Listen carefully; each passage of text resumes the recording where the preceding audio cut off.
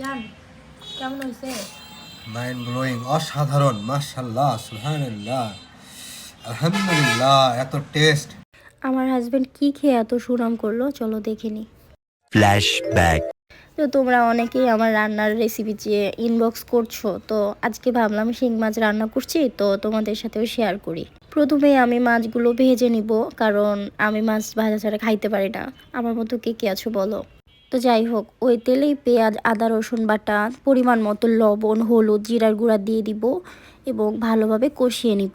কষানো হয়ে গেলে একটা টমেটো কুচি করে দিয়ে দিব। দেখবা প্রত্যেকটা সবজি বলো, মাছ বলো, যে কোনো তরকারিতে টমেটো দিলে স্বাদটা কিন্তু আরো ডাবল হয়ে যায়। এবং টমেটোটাও ভালোভাবে কষিয়ে নিব। সাথে মাছটা দিয়ে আরো 2-3 মিনিট কষাবো। তারপর পরিমাণ মতো পানি দিয়ে দিব। আমি লাস্টে 4-5টা মরিচ অ্যাড করলাম। তারপর পানি হালকা শুকিয়ে আসলে কতটুক ঝোল খাবা না খাবা এটার উপর ডিপেন্ড করে তারপর এই যে রান্না কমপ্লিট। আজকের ভিডিও এ পর্যন্তই। সবাই ভালো থাকো, সুস্থ থাকো, আল্লাহ হাফেজ। আর লাস্টে দেখো আমার হাজব্যান্ড কি রিয়াকশনটা দেয় খাবার পর। জান কেমন হয়েছে? মাইন্ড ব্লোয়িং, অসাধারণ, মাশাআল্লাহ, সুবহানাল্লাহ, আলহামদুলিল্লাহ, এত টেস্ট, এত টেস্ট।